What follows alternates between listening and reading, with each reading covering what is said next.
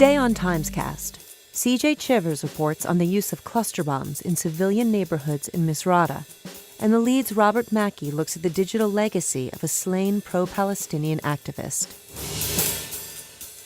This is CJ Chivers reporting from Misrata, Libya. The military forces in Misrata were fighting for Colonel Muammar al-Gaddafi, have been firing into the city with a range of heavy weapons, some of which are indiscriminate.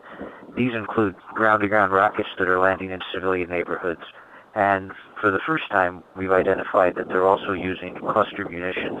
Upon arriving in Misrata last night, one of these expended munitions was in the hospital. And one of the hospital employees showed it to Brian Benson, who's our photographer here, and he brought it to me. And we made a tentative ID last night. And then overnight, through some sources in the munitions community, we were able to get a specific identification as a MAT 120, which were manufactured in Spain. And then this morning, after we had the identification, we went down to a civilian neighborhood that was hit by ground-to-ground rocket strikes yesterday and made a survey of the areas where the rounds had landed. They all landed in clearly a civilian area. There was no military infrastructure nearby. And the residents yesterday had reported that 23 people were killed in these strikes. We know that 11 of them are in the morgue at the hospital.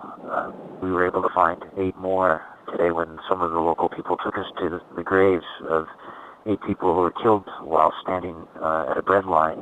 Cluster bombs, when fired into civilian areas like this, are a fundamentally indiscriminate weapon. There is a convention on cluster munitions that more than 100 countries have signed. It's essentially a treaty allowing not to use these types of weapons, and many countries have destroyed their existing stocks. Libya is not one of the signatories of that treaty, nor is the United States, which has used cluster munitions in both Afghanistan and Iraq.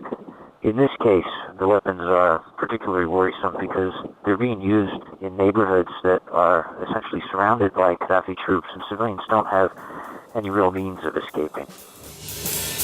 On Thursday night, a chilling hostage video was posted on YouTube, apparently showing Vito Arrigoni, an Italian peace activist in Gaza who had been kidnapped by Islamist radicals. When Hamas security officials raided the place where he was being held in Gaza early on Friday morning, they say that they found Mr. Arrigoni already killed. Mr. Arrigoni was a pro-Palestinian activist who had been in the Gaza Strip for more than 2 years. Since Mr. Arrigoni, who was 36 years old, was a blogger and an active user of Facebook and Twitter, he left behind an online record. In one YouTube video shot in Gaza recently, Mr. Arrigoni explained the roots of his activism. Venire qui, schierarci davanti ai cecchini, andare sulle imbarcazioni come scudi umani, esattamente quello che dovrebbe fare le Nazioni Unite. He was actually on the first ship to challenge the Israeli blockade in August 2008, which had made it through the Israeli naval blockade, organized by an international activist group called the Free Gaza Movement. The same group was involved in the flotilla that was stopped last year and is planning to be part of another effort to break the Israeli naval blockade of Gaza this summer. Mr. Arrigoni's death at the hands of Islamist radicals in Gaza illustrates just how complex the situation has become for international activists who hope to bring peace to the region.